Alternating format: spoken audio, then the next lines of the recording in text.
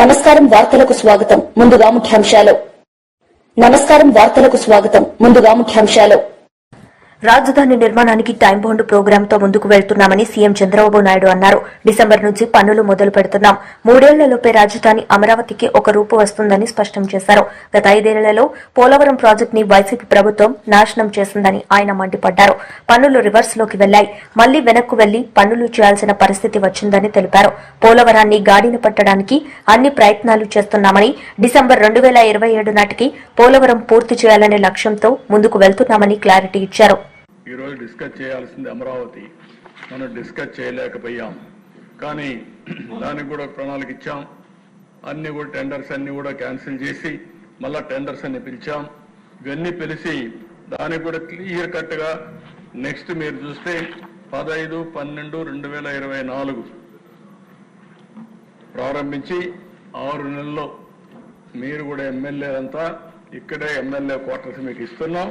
ఎక్కడ సిటీకి పోయే పని లేకుండా, ఎక్కడికో పోయే పని లేకుండా ఎమ్మెల్యే క్వార్టర్స్ లో ఉండి అసెంబ్లీకి వచ్చే పరిస్థితిలో అక్కడ క్లబ్ కానీ అవన్నీ కూడా పెట్టి మీకు ఏ ఇబ్బంది లేకుండా చేయడం కోసం చేస్తున్నాం. ఇది కాకుండా క్వార్టర్స్ అన్ని కూడా group D, group B gazette officers quarters అన్ని 9 నెలల్లో, అంటే 15వ తారీఖు డెడ్ లైన్. అక్కడ టెండర్స్ పూర్తవుతాయి. అక్కడి నుంచి 9 నెలల్లో పూర్తవుతాయి. NGOs, AAS quarters, ministers quarters, judges bungalows ఇవన్నీ కూడా 9 నెలల్లో పూర్తవుతాయి. ఎల్పిఎస్ ఇన్ఫ్రాస్ట్రక్చర్ జోన్ 1, 2, 3, 4, 5, 6 ఇవన్నీ 24 నెలల్లో పూర్తి చేస్తాం. ఎల్పిఎస్ ఇన్ఫ్రాస్ట్రక్చర్ 7, 8, 9, 10, 11, 12A 24 నెలల్లో పూర్తి చేస్తాం. సెక్రటరియట్ టవర్స్ 30 నెలల్లో పూర్తి చేస్తాం. హైకోర్టు 30 నెలలు, అసెంబ్లీ 30 నెలలు, public private sector land allotments అన్ని కూడా పూర్తి చేసి బిల్డింగ్లు కూడా 24 నెలల్లో పూర్తి చేయాలనుకుంటున్నాం. మాక్సిమం 30 నెలల్లో 3 దగ్గర 30 నెలలు అంటే లెస్ దెన్ 3 years 3 సంవత్సరాల్లో అమరావతికి ఒక షేప్ తీసుకొచ్చి మళ్ళీ ఇక్కడ గర్వపడేవిడిగా అమరావతి వస్తుంది. దానికి కూడా స్టార్ట్ చేస్తున్నాం. దీనికి కూడా ఒక 50,000 కోట్ల రూపాయలు పెట్టుబడి పెడుతున్నాం. కాబట్టి 50,000 కోట్ల రూపాయలు ప్రాథమిక అంచనా. దీనికోసం ముందుకు పోతున్నాం అని చెప్పి కూడా నేను మీకు తెలియజేస్తున్నా. ఇది పోలవరం మీరు ఒకసారి చూస్తే 14, 19, 7 మండలాలు తీసుకొచ్చాం. 11,702 కోట్లు ఖర్చు పెట్టాం. అది ఈరోజు 55,548 కోట్లు అవుతుందని 17, 18లోనే సిడబ్ల్యూసీ అందరూ కూడా అప్రూవ్ చేశారు. 72% పూర్తి చేశాం. ఇంకో పక్క వరల్డ్ రికార్డ్, అది Guinness record 32,315 cubic metre concrete వేయించాం. అదే మరి వీళ్ళు వచ్చిన తర్వాత మీరు చూస్తే 3.84% పనులు చేసి మొత్తం డ్యామేజ్ చేసి డయాఫామ్ వాల్ నాశనం చేస్తే ఇప్పుడు మళ్ళా డయాఫామ్ వాల్ కొత్తగా కట్టే పరిస్థితికి వచ్చాం. ఏదేమైనా వే ఫార్వర్డ్ మీరు చూస్తే 12,157 కోట్లు గవర్నమెంట్ ఆఫ్ ఇండియా ఇచ్చారు. అదే మరి ఈరోజు చూస్తే డయాఫామ్ వాల్ కూడా ఏజెన్సీని ఫిక్స్ చేసేసాం. రేపు రాబోయే రోజుల్లో ప్రిపరేటరీ వర్క్స్ అన్ని పూర్తయినాయి. డయాఫామ్ వాల్ అయితే మార్చి 2026కు పూర్తవుతుంది. ప్రాజెక్టు పూర్తిగా డిసెంబర్ 2027 లోపల ఎట్టి పరిస్థితుల్లో పోలవరం ప్రాజెక్టు పూర్తి చేసి జాతికి అంకితం చేస్తాం. ఇది పోలవరం సైట్ ప్రాజెక్ట్. వైఎస్ జగన్ వ్యక్తిత్వాన్ని హననం చేసేందుకు కుట్రలు పన్నుతున్నారని మాజీ మంత్రి పేర్ని నాని మండిపడ్డారు. వైఎస్ జగన్ ను పతనం చేయాలనే కుట్రలో భాగంగానే చీకట్లో కాంగ్రెస్ పార్టీతో చంద్రబాబు చేతులు కలిపారని అన్నారు. శుక్రవారం ఆయన తాడేపల్లిలోని వైఎస్ఆర్సీపీ కేంద్ర కార్యాలయంలో మీడియా సమావేశంలో మాట్లాడుతూ వైఎస్ జగన్ పై 15 ఏళ్లుగా ఎన్నో మీడియా విషం చిమ్మని రోజు లేదన్నారు. వైఎస్ జగన్ వ్యక్తిత్వాన్ని హననం చేసేందుకు కుట్రలు పన్నుతున్నారు. ఎన్ని కుట్రలు చేస్తున్నా వాటిని జగన్ పటాపంచలు చేస్తున్నారని పేర్ని నాని అన్నారు. ఆ చీటీల కంపెనీల ముసుగులో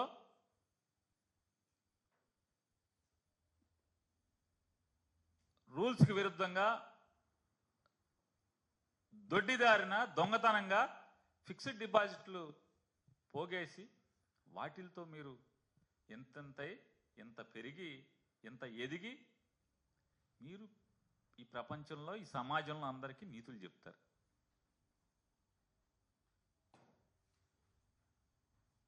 ఎప్పుడన్నా ఒక్కరోజన్నా ఈ మార్గదర్శి పాపాల గురించి ఒక్కరోజన్నా రాశారా మీ పేపర్లో? ఒక్కరోజు ఇది తప్పు అని, మార్గదర్శి చేసింది తప్పు పాపం అని ఎప్పుడన్నా చెప్పారు ఎవరికన్నా? ఏ రోజన్నా రాసుకున్నారా మీ గురించి? మీరు సమాజానికి నీతులు చెప్తారు ప్రతోడికి. భలేవో మంచోళ్ళు. మనం ఒక జిల్లా ఏం చేస్తాం? సస్తామేంటి మరి? ఇక అంతకు మించి అనలేకపోతున్నాం. కృష్ణా జిల్లాలేండి మాది మా తినాలి వాళ్ళ తినాలిలాగా వీళ్ళు రాస్తారు. ఏమని రాస్తారా అంటే అసలు చూడండి.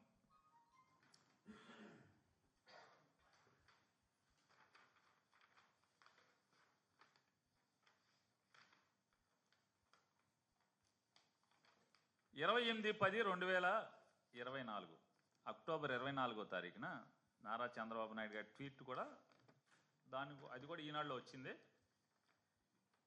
met with the delegation from Adani Group led by the Managing Director of Adani Exports Limited, Mr. Rajesh Adani, and the MD of Adani Ports and SEZ Limited, Mr. Adani Karan, to discuss a range of investment opportunities in Andhra Pradesh. Their presentation, ఇది గొప్పగా అద్భుతం, ఆహా ఓహో. అదానీ వాళ్ళు వచ్చారు, మాతో మాట్లాడారు. అసలు అదానీ వాళ్ళు అంతటోళ్ళు మాతో వచ్చి వ్యాపారం పెడతామని ఆంధ్రప్రదేశ్లో అంటాం ఆహా ఓహో అని రాస్తారు. కింద అదానీ భారీ పెట్టుబడులు రాష్ట్రంలో పోర్టులు, మైనింగు, ఐటీ, పర్యాటకం, ఆర్టిఫిషియల్ ఇంటెలిజెన్స్ వంటి రంగాల్లో అదానీ వ్యాపారం మొదలు పెడతారు ఆంధ్రప్రదేశ్లో. అమరావతి ఇన్నర్ రింగ్ రోడ్ నిర్మాణానికి సంసిద్ధత. ముఖ్యమంత్రి చంద్రబాబుతో అదానీ గ్రూప్ ప్రతినిధులు భేటీ. ఆహా ఓహో వ్యాపారం. కృష్ణపట్నం, గంగవరం పోర్టులు కూడా బాగా విస్తరిస్తారు. రామోజీరావు గారి అబ్బాయి. ఒక్కసారి వెనక్కి తిప్పితే కాగితం జగన్మోహన్ రెడ్డి గారు ఉన్నప్పుడు అదానీ వాళ్ళు వచ్చి కలిస్తే ఏం రాశారు చూడండి సార్. బొగ్గు టెండరు అదానీకే. అదానీ కోసం అడ్డగోలుగా ఎడ్డింగ్లు. అదానీ అయితే ఓకే. మరి ఇక్కడ ఎవడో బాబాయ్? ఈ బాబాయ్ ఎవడో? జగన్ గారు ఉన్నప్పుడైతేనేమో మీకు చేదు. చట్ట వ్యతిరేకంగా ఉండే ఏ వ్యాపారాన్ని రాష్ట్రంలో అనుమతించమని అదానీ ఒప్పందాలపై రాష్ట్ర ప్రభుత్వం పునరాలోచిస్తుందని పీసీసీ అధ్యక్షుడు మహేష్ కుమార్ గౌడ్ స్పష్టం చేశారు. స్కిల్ వర్సిటీకి అదానీ ఇచ్చిన 100 కోట్ల రూపాయలు రేవంత్ రెడ్డి జేబులోకి వెళ్లలేదని చెప్పారు. వ్యక్తిగతంగా ఎవరు డబ్బులు తీసుకోలేదని చెప్పుకొచ్చిన మహేష్ గౌడ్ గతంలో అదానీ కార్యకలాపాలు రాష్ట్రంలో జరిగినప్పుడు కేటీఆర్ వ్యక్తిగతంగా డబ్బులు తీసుకున్నారని ఆరోపించారు. చట్టరీత్యా ఎవరు వ్యాపారం చేసుకున్నా చట్టాలకు లోబడి వ్యాపారం చేసుకుంటే మాకు ఇబ్బంది లేదు. ఈ పర్టికులర్ అంశంలో చట్టానికి వ్యతిరేకంగా కార్యక్రమాలు జరిగాయనేది వాళ్ళ బయటకు వచ్చినట్టు వాస్తవం. దాని మీద జేపీసీ అడుగుతా ఉన్నాం. జాయింట్ పార్లమెంటరీ కమిటీలు అందరూ ఉంటారు, అన్ని పార్టీలు వారు ఉంటారు. న్యాయంగా విచారణ జరగాలి. దోషులు ఎవరైనా తేలాలి. దోషులు తేలిన తర్వాత కదా ఈ పార్టీ వారు ఆ పార్టీ వారు అని తెలిసేది. 2014లో 2024 వరకు ఈ దేశంలో జరిగిన ప్రతి లావాదేవీలో కేంద్ర ప్రభుత్వం ఆధారమైనటువంటి డిపార్ట్మెంట్ జరిగిన ప్రతి లావాదేవీలో అదాని పాత్ర ఉంది. ఇదొక అంశం. ఈ 4 రాష్ట్రాల్లో సోలార్ పవర్ కోసం వారు డబ్బులు ఇచ్చారనేది ఒక అంశం. కానీ ఇది కాకుండా పోర్ట్స్ కానీ, ఎయిర్పోర్ట్స్ కానీ, కోల్ కానీ, ఆయిల్ కానీ, టెలికాం కానీ, సోలార్ కానీ ఇవన్నీ కూడా కేంద్ర ప్రభుత్వం ఆధీనంలో డిపార్ట్మెంట్సే. అక్కడ అన్నిట్లో ఆయన పాత్ర ఉంది, అన్నిట్లో ఆయన వ్యవహారం ఉంది, అన్నిట్లో ఆయన తలదూర్చాడు, అన్నిట్లో ఆయన అవినీతికి పాల్పడ్డాడు. డెఫినెట్గా మా ప్రభుత్వం చేసినట్టు ఒప్పందాలు కూడా చట్టరీత్యా ఉంటే ముందుకు సాగుతాయి. ఇప్పుడు 45,000 కోట్ల ఒప్పందాలు చేసుకున్నాం. ఒక అదానితోనే కాదు కదా. దావోస్లో దాదాపు 45 నుంచి 50,000 కోట్ల రూపాయల మేరకు ఒప్పందాలు జరిగాయి వివిధ కంపెనీలతో. ఇవన్నీ చట్టరీత్యా ఉన్నాయి, ముందుకు పోతాయి. చట్టంలో లోబడి లేకుండా బయటకు వెళ్ళిపోతాయి.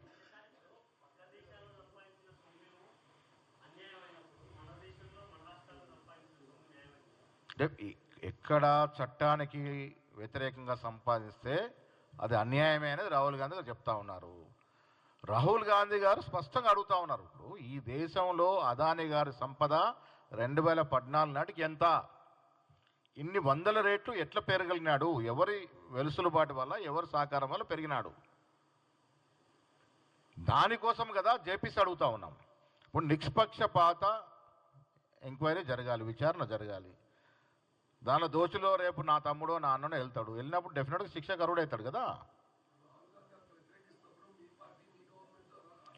మేము కూడా చట్టానికి లోబడి ఉన్నట్టు విషయాలనే స్వీకరిస్తాము.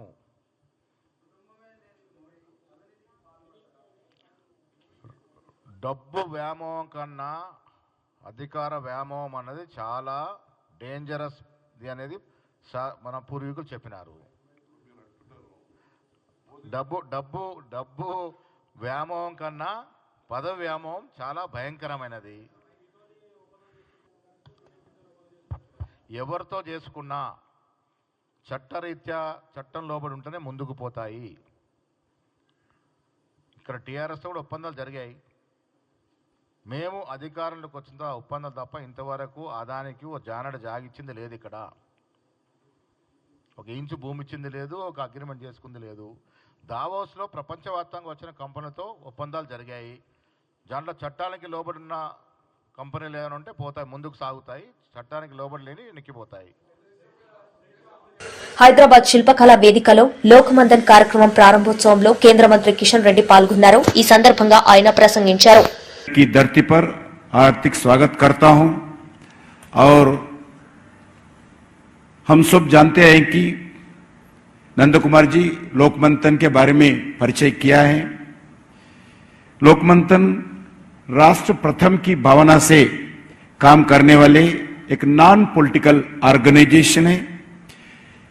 लोकमंथन भारतीय लोक परंपरा, भारतीय संस्कृति, भारतीय कला, भारतीय आदिवासी जनजीवन, भारतीय सामाजिक एकता, भारतीय ज्ञान विज्ञान संपदा, भारतीय knowledge system, education, health and medicine, temple science, environment आदि सहित विभिन्न क्षेत्रों में भारतीय लोक विचार, भारतीय लोक व्यवहार, भारतीय लोक व्यवस्था की विभिन्न धाराओं पर मंथन करने वाली राष्ट्रवाद संस्था लोकमंथन है। आज से 3 दिन होने वाली इस कार्यक्रम में सामूहिक मंथन में देश के आप सबके scholars, teachers, accommodations, thinkers, social activist सभी लोग भाग लेने वाले हैं। मुझे लगता है कि यहां एक राष्ट्रवाद का और राष्ट्रीय एकता का संचार करने वाली एक कुंभ मेला इस 3 दिन में होने वाला है, जिसके चिंतन मंथन से नहीं बल्कि विश्व के कल्याण के लिए भी एक मंथन होने वाला है। इस संदर्भ में मैं ट्राइबल लाइफस्टाइल पर जरूर चर्चा करना है। हम 3 दिन भी प्रथम रूप से ट्राइबल के लाइफस्टाइल भी चर्चा करेंगे।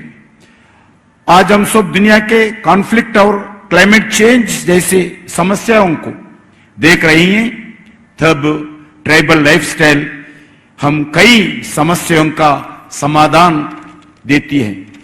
आदिवासी लोगों का परंपरा, आदिवासी समाज का अलग अलग उत्सव, आदिवासी का जीवन शैली, आदिवासी का खान पान, वेशभूषा और प्रकृति के साथ मिलकर मनाते हैं। हमारे जनजाति प्रकृति के साथ मिलकर श्रेष्ठ जीवन जीते हैं और विभिन्न कलाओं पर सबसे श्रेष्ठ है। प्राचीन काल से ही जल, जंगल, जमीन, जानवर के साथ जनजाति समाज जीवन गुजारते हैं और उनका इतिहास भी है। रिड्यूस, रीयूज और रिसाइकिल जनजाति जीवन के बहुत प्राचीन कॉन्सेप्ट है। आज हम फिर से उस परंपराओं को जीवंत करने के लिए सभी समाज का जिम्मेदारी है, जरूरत भी है।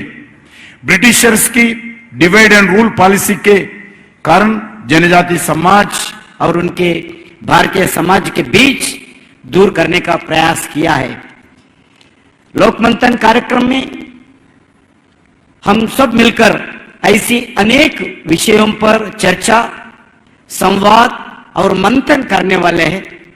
मुझे पूर्ण विश्वास है लोकमंथन कार्यक्रम में विकसित भारत का जो अभियान देश भर में चल रही है, ये 3 दिन का बैठक भी उस विकसित भारत के लिए एक माइलस्टोन साबित करते हुए अलग अलग सुझाव देंगे। मैं फिर एक बार आप सबका इस भाग्यनगर में लोकमंथन 2024 की तरफ से, सभी ऑर्गेनाइजेशन की तरफ से आप सब लोगों को हृदय से కాంగ్రెస్ ఢిల్లీలో ఒక నీతి, గల్లీలో మరో నీతితో వ్యవహరిస్తోందని ఆదానికి వ్యతిరేకంగా రాహుల్ గాంధీ మాట్లాడితే, తెలంగాణలో మాత్రం రేవంత్ ప్రభుత్వం వేల కోట్ల ఒప్పందాలు చేసుకుంటోందని బీఆర్ఎస్ వర్కింగ్ ప్రెసిడెంట్ కేటీఆర్ విమర్శించారు. కెన్యా ఆదానితో చేసుకున్న ఒప్పందాలు రద్దు చేసుకుంటే తెలంగాణ ప్రభుత్వం ఎందుకు రద్దు చేయట్లేదని ప్రశ్నించారు. అధిష్టానం ఆదేశం లేదే ఏం చేయని కాంగ్రెస్ రాష్ట్రంలో ఆదానికి రెడ్ కార్పెట్ పరిచిందా అని ప్రశ్నించారు. 10 ఏళ్ల కేసీఆర్ పాలనలో ఎన్ని ప్రయత్నాలు చేసినా ఆదానిని రానివ్వలేదని పేర్కొన్నారు. ఈ వ్యవహారంలో గతంలో హిండెన్బర్గ్ రిపోర్ట్తో ఒకసారి, ఇప్పుడు రెండవసారి ఈ న్యూయార్క్ కోర్టు ఏదైతే తీర్పిచ్చిందో దానివల్ల భారతదేశ ప్రతిష్ట అంతర్జాతీయ స్థాయిలో మసకబారిన మాట వాస్తవం. సరే, దాని వెనకాల ఉన్న పెట్టుబడిదారులు, ఎంతో మంది ఇన్వెస్టర్లు, పబ్లిక్ లిస్టెడ్ కంపెనీలలో పెట్టుబడి పెట్టిన కొంతమంది మదుపరులు అంటే ఇన్వెస్టర్లు, చిన్న చిన్న వాళ్ళు కూడా నష్టపోయినారు. కాకపోతే ఒకటి మాత్రం వాస్తవం, గత 10 ఏళ్ల పాటు కేసీఆర్ గారి ప్రభుత్వం తెలంగాణలో ఉన్నంత కాలం అదానీ ఎంత ప్రయత్నం చేసినా, ఎన్ని రకాలుగా ఆనాడు మమ్మల్ని కన్విన్స్ చేసే ప్రయత్నం చేసినా, ఆనాడు నేను పరిశ్రమల శాఖ మంత్రిగా కూడా ఉన్నాను, ఏనాడు కూడా మేము ఈరోజు అక్కడ కేంద్రంలో బీజేపీ, ఇక్కడ రాష్ట్రంలో రేవంత్ రెడ్డి గారు ఎర్రతివాచి పరిచే ఏదైతే స్వాగతం పలికారో మేము మాత్రం ఆ పని చేయలేదు. ఎన్నడూ ఆయన నిబంధనలకు మేము ఒప్పుకోలేదు. ఒకటి వాస్తవం, రేవంత్ రెడ్డి ప్రభుత్వం రాగానే మరి బడాబాయ్ ఆదేశం ఇచ్చినట్టున్నారు, చోటాబాయ్ అమలు చేసినట్టున్నారు. వెంటనే 12,400 కోట్ల ఒప్పందాలు కుదిరినాయని చెప్పి చాలా ఘనంగా తెలంగాణ ప్రభుత్వం, కాంగ్రెస్ ప్రభుత్వం జనవరి నెలలో ఈ సంవత్సరంలోనే ప్రకటనలు గుప్పించింది. అందులో 5,000 కోట్ల రూపాయలతో గ్రీన్ ఎనర్జీ కోసం 2 పంప్డ్ స్టోరేజ్ యూనిట్లు, అదేవిధంగా 5,000 కోట్లతో 2 డేటా సెంటర్లు, 1,400 కోట్లతో అంబుజా సిమెంట్స్ ఫ్యాక్టరీ, 1,000 కోట్ల రూపాయలు ఇంకొక ఏరోస్పేస్ రంగంలో అని చెప్పి వారు ఆనాడు 12,400 కోట్ల రూపాయలకు సంబంధించిన ఎంఓయూలు, మెమరాండమ్ ఆఫ్ అండర్స్టాండింగ్స్ చేసుకున్నట్టుగా ముఖ్యమంత్రి గారు చాలా ఘనంగా చెప్పారు. తదనంతరం చూస్తే మీరు ఏం జరిగింది అని చూస్తే, ఈ జనవరి మాసం తర్వాత ఈ సంవత్సరంలో తెలంగాణ విద్యుత్ సంస్థలను అదానీ గారికి అప్పజెప్పే ప్రయత్నం కూడా ముఖ్యమంత్రి గారు చేశారు. అందులో భాగంగా చిట్ చాట్ అని పెట్టి, ఆ చిట్ చాట్లో ఓల్డ్ సిటీలో బిల్లుల వసూలు అదానీ గారికి శాంపుల్గా పైలట్గా అప్పజెప్తున్నాము, తదనంతరం ఎట్లా ఉంటుందో చూద్దాం అంటూ డిస్కాంల ప్రైవేటీకరణ చేసి అల్టిమేట్గా అదానీ గారికి అప్పచెప్పాలనే కుట్రకు కూడా రేవంత్ రెడ్డి గారు ఆనాడే ఆలోచన కూడా చేసినారు. ఇక మొత్తం అక్కడ రామన్నపేటలో, యాదాద్రి జిల్లా రామన్నపేటలో ఆ మండల ప్రజలు మొత్తం వ్యతిరేకిస్తుంటే, ఇక్కడ వద్దే వద్దు సిమెంటు పరిశ్రమ, కాలుష్యం వస్తుంది, ఇక్కడ నుంచి ఆ కాలుష్యం మొత్తం పోయి మళ్ళీ మూసీలోనే పడుతుంది, ఏ మూసీనైతే మీరు ఉద్ధరిస్తామంటున్నారో ఆ మూసీకి మళ్ళీ ఈ మురికి మీరే అంటించిన వాళ్ళు అవుతారు, వద్దు ఇక్కడ సిమెంట్ పరిశ్రమ అని చెప్పి రామన్నపేటలో వేలాది మంది ప్రజలు, మా నాయకులు చిరుమర్తి లింగయ్య గారితో సహా, స్థానికంగా ఉండే ఇతర పార్టీల నాయకులతో సహా వేలాది మంది ప్రజలు ఆందోళన చేసిన ప్రజాభిప్రాయ సేకరణ విషయంలో మరి దాన్ని కూడా బలవంతంగా కేవలం బడాబాయ్ ఆదేశం, చోటాబాయ్ అనుసరించి దాన్ని కూడా అప్పచెప్పే ప్రయత్నం, అక్కడ ప్రజాభిప్రాయ సేకరణ కూడా ఒక ప్రహసనంగా, ఒక తంతుగా ముగించే ప్రయత్నం చేసినారు. స్కిల్ యూనివర్సిటీ, దానికి సడన్ గా అదానీ గారి మనసు విశాలమయ్యి, హృదయం వైశాల్యం పెరిగి 100 కోట్ల రూపాయలు స్కిల్ యూనివర్సిటీకి భారీ విరాళం వారు అందజేసినారు. ఇవన్నీ ఒక కుట్రకు, ఒక స్పష్టమైన ఎజెండాకు తార్కాణంగా మేము భావిస్తా ఉన్నాం. తెలంగాణలో ఇవాళ 12,400 కోట్లు అని చెప్పి మరి పీఎస్సీ చరిత్రలో ఇవాళ చీకటి రోజుగా నిలిచిందని, ప్రతిపక్షానికి రావాల్సిన పీఎస్సీ పదవిని రాకుండా అడ్డుకున్నారంటూ వైఎస్సార్సీపీ ఎమ్మెల్యే తాటిపర్తి చంద్రశేఖర్ మండిపడ్డారు. శుక్రవారం ఆయన తాడేపల్లిలోని వైఎస్సార్సీపీ కేంద్ర కార్యాలయంలో మీడియా సమావేశంలో మాట్లాడుతూ ప్రభుత్వం చేసే ఖర్చులపై పీఎస్సీ నిఘా ఉంటుందనే ఇలాంటి కుట్ర చేశారన్నారు. శుక్రవారం ఎమ్మెల్యే చంద్రశేఖర్ మీడియాతో మాట్లాడారు. ఆ తర్వాత కాలంలో బీజేపీకి సంబంధించినటువంటి 2 సభ్యులు కలిగినటువంటి బీజేపీ పార్టీకి శ్రీ సతీష్ అగర్వాల్ గారిని 1981-82లో వారిని నియమించటం జరిగింది. ఈ మధ్యకాలంలోనే డిఎంకేకి సంబంధించి ఎరా షైజియాన్ గారిని, సిపిఐకి సంబంధించి జ్యోతిర్మయ్ బాసు గారిని, అట్లాగే సిపిఐకి సంబంధించి ముఖర్జీ గారిని 1975లో వీళ్ళందరికీ ఇచ్చినప్పుడు కేవలం 22 సీట్లు, 20 సీట్లు, 30 సీట్లు కలిగినటువంటి వ్యక్తులకే కేటాయించడం జరిగింది. అంతెందుకు, టీడీపీ మొట్టమొదటిసారి పోటీ చేసి గెలిచినప్పుడు వారికి 30 సీట్లు వస్తే 1985-86లో ఏరం అయ్యప్ప రెడ్డి గారిని చైర్మన్గా చేయడం జరిగింది. ఏరాసు అయ్యప్ప రెడ్డి గారిని చైర్మన్గా చేయడం జరిగింది. వారికి అప్పుడు వచ్చినటువంటి సీట్లు 30 సీట్లు. 30 సీట్లు వచ్చినా కానీ వారిని ఆ రోజు పిఎస్సి మెంబర్గా చేయడం జరిగింది, చైర్మన్గా చేయడం జరిగింది. అంతెందుకు, ఇప్పుడు కూడా గడుస్తున్న రీసెంట్ 10 సంవత్సరాల కాలంలో కాంగ్రెస్కి కానీ బీజేపీకి కానీ ప్రతిపక్షంలో సరైనటువంటి సంఖ్యాబలం లేనే లేదు. అయినప్పటికీ కూడా పిఎస్సి చైర్మన్ ప్రతిపక్షానికే ఇవ్వడం జరిగింది. వీటన్నిటినీ ఒకసారి గమనించేస్తే మనం ఏం జరిగింది, ఆ పిఎస్సి అనేది ఎంత ఇంపార్టెంట్ అనేది కానీ మనం ఒక్కసారి కానీ గమనిస్తే 100 సంవత్సరాల పిఎస్సి చరిత్రలో ఒక బుక్ని ప్రచురించారు వాళ్ళు పిఎస్సి తరఫుని. దీనిలో ఎంత గొప్ప వ్యక్తులు ఆ పిఎస్సి చైర్మన్గా ఈ భారతదేశానికి సేవలు అందించారో వారు ఒక్కసారి కానీ చూస్తే మనకి ఎంఆర్ మసానీ గారు, అటల్ బిహారీ వాజ్పేయి గారు, జ్యోతిర్మయ్ బాసు గారు, కిరణ్ ముఖర్జీ గారు, పివి నరసింహారావు గారు, టిఏ పాయ్ గారు, ఆర్ వెంకటరమణ్ గారు, జస్వంత్ సింగ్ గారు, మురళీ మనోహర్ జోషి గారు, వీళ్ళందరూ కూడా ప్రతిపక్షం నుంచి వచ్చినటువంటి వాళ్లే కదా, సంఖ్యాబలం లేకపోయినా వచ్చినటువంటి వారు. వీరందరినీ ఎన్నుకోవడం ద్వారా మనం సాధించినటువంటి ఘనత ఏంటి అనేది ఒక్కసారి కానీ మనం గమనిస్తే 1980-1990 మధ్యలో ఆ రోజు పిఎస్సి చైర్మన్గా ఉన్నటువంటి చంద్రజిత్ యాదవ్ గారు చైర్మన్గా వ్యవహరిస్తున్నటువంటి సమయంలో స్వీడన్ సంస్థ బోఫోర్స్ కుంభకోణం అని ఒకటి జరిగింది అప్పట్లో. దానిలో 1.4 మిలియన్స్కి సంబంధించినటువంటి అవినీతి జరిగిందని ఆ రోజు నిర్ధారించింది. పల్నాడు జిల్లాలో 25 లక్షల రూపాయల విలువ చేసే బంగారం, వెండి నగదు, బైకును పోలీసులు స్వాధీనం చేసుకున్నారు. జిల్లా ఎస్పీ కె శ్రీనివాసరావు శుక్రవారం తెలిపిన వివరాలు, Chilakaluripet town, Ainavolu PS, Epuru PS, Veldurthi PS పరిధిలో రికవరీ జరిగినట్లు తెలిపారు. 2021 నుంచి ఆయా స్టేషన్ల పరిధిలో జరిగిన చోరీలకు సంబంధించి నిందితులను అరెస్టు చేశామన్నారు. మీరు పల్నాడులో ప్రాపర్టీ అఫెన్సెస్ లో రాత్రిపూట దొంగతనాలు, తర్వాత ఈ బైక్ అఫెన్సెస్ ఒకటి ఎక్కువగా మీరు చూస్తున్నారు. బైక్ అఫెన్సెస్, అలాగే స్కూల్స్ లో ఉన్నటువంటి కంప్యూటర్స్ తీసుకెళ్లిపోవడం, అలాగే వైర్ థెఫ్ట్స్ ఒకటి మనకి ప్రాబ్లమ్ గా ఉంది, అదొకటి. వీటన్నిటికీ సంబంధించి మనము స్పెషల్ టీమ్స్ ని ఫామ్ చేయడం జరిగింది.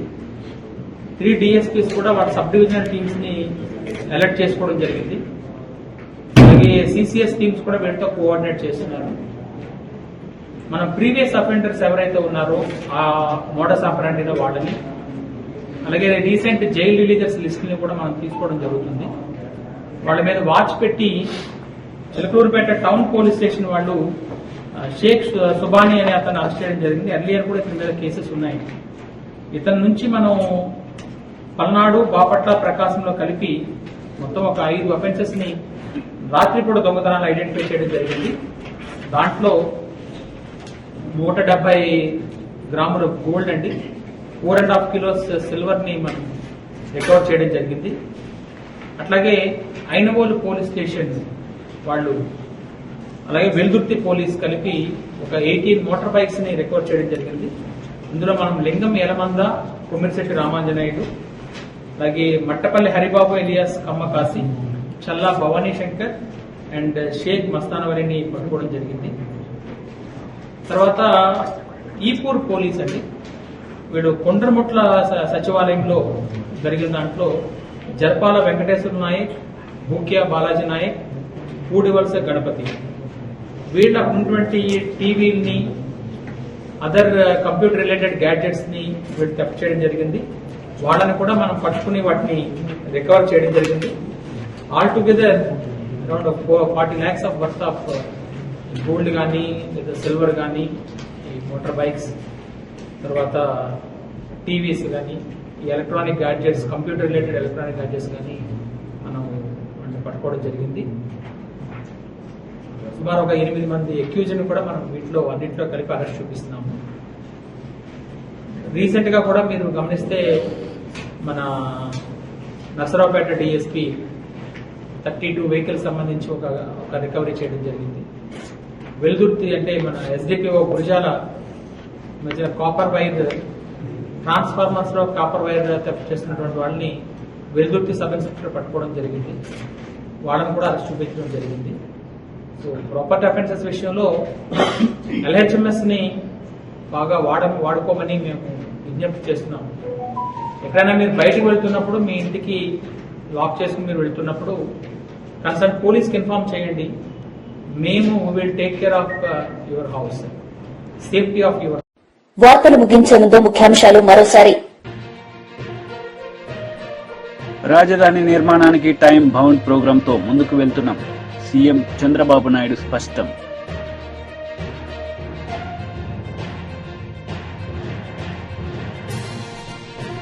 మాజీ మంత్రి కేటీఆర్ ప్రెస్ మీట్, పలు అంశాలపై వివరణ.